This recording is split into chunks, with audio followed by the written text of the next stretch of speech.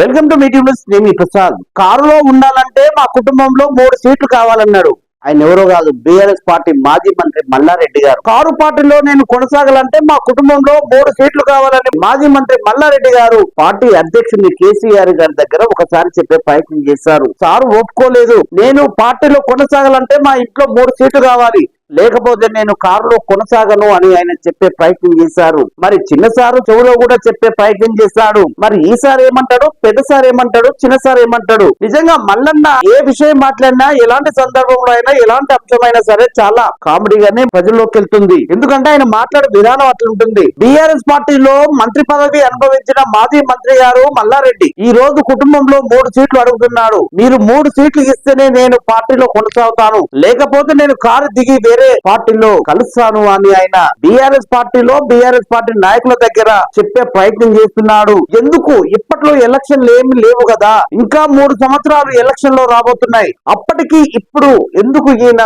దారులు ఏర్పాటు చేసుకుంటున్నాడు? అప్పటి కోసము ఇప్పుడే ప్రయత్నాలా? ఇంకా 3 సంవత్సరాలు కాలం ఉన్నప్పటికీ ఇప్పటి నుంచి ఎందుకు ప్రయత్నాలు కొనసాగిస్తున్నాడు మాజీ మంత్రి మల్లారెడ్డి గారు? నిజంగానే బీఆర్ఎస్ పార్టీలో ఎన్నో పదవులు అనుభవించి ఎన్నో కార్యక్రమాలతో ప్రజల్లోకి వెళ్ళిన మాజీ మంత్రి మల్లారెడ్డి గారు ఇప్పుడు ఇంట్లో కుటుంబంలో 3 సీట్లు ఇస్తేనే నేను పార్టీలో కొనసాగుతానని పార్టీ అధ్యక్షునికి చెప్పాడు. ఇంతకు పార్టీ ఒప్పుకుంటుందా, ఒప్పుకోదా? ఇప్పటికే మాజీ మంత్రి మల్లారెడ్డి గారి అల్లుడికి సీటు ఇప్పించిన పరిస్థితి ఉంది. అట్లాగే ఆ సీటు కాక ఇంకో 3 సీట్లు కావాలని పార్టీకి పదే పదే చెబుతున్నాడు.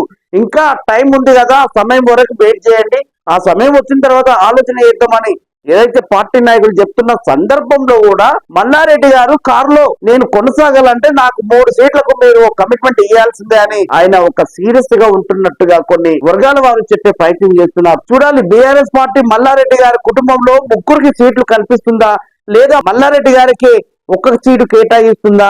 1 సీటు కేటాయిస్తే మల్లారెడ్డి గారు బీఆర్ఎస్ పార్టీలో కొనసాగుతాడా, లేకపోతే పార్టీ మారే అవకాశాలు ఉంటున్నాయా? నిజంగానే పార్టీ మారే అవకాశాలు ఉంటే మల్లారెడ్డి గారు ఆ ఆలోచన విధానంతోనే వీళ్ళు ఎట్లాగో 3 సీట్లు, ఒకే కుటుంబంలో 3 సీట్లు ఇయ్యరు కాబట్టే ఈ ప్రపోజల్ పెట్టిందా బీఆర్ఎస్ పార్టీకి? అలాంటి సందేహాలు కూడా వస్తున్నాయి. మరి నిజంగా బీఆర్ఎస్ పార్టీని ఇరకాటంలో పెట్టినట్టు మల్లారెడ్డి గారు చేస్తున్నాడా ప్రయత్నాలు, లేకపోతే ఆయనకు నిజంగానే ఒక ఆలోచన ఉంది అధికార పార్టీలో వెళ్ళి కలవాలని? అసలు అధికార పార్టీ వాళ్ళు మల్లారెడ్డిని తీసుకుంటారా, ఒకవేళ తీసుకోరా అనే ఆలోచనలు, సందేహాలు కూడా వస్తున్నాయి. నిజంగానే మాజీ మంత్రి మల్లారెడ్డి గారిని కాంగ్రెస్ పార్టీకి పిలుపు వచ్చిందా, లేదా బీఆర్ఎస్ పార్టీని కావాలని ఇరకాటంలో పెడుతున్నారా? మొత్తానికి విషయాలన్నీ తెలియాలంటే కొన్ని రోజులు ఆగాల్సిందే. చూస్తూనే ఉండండి మీటింగ్ న్యూస్.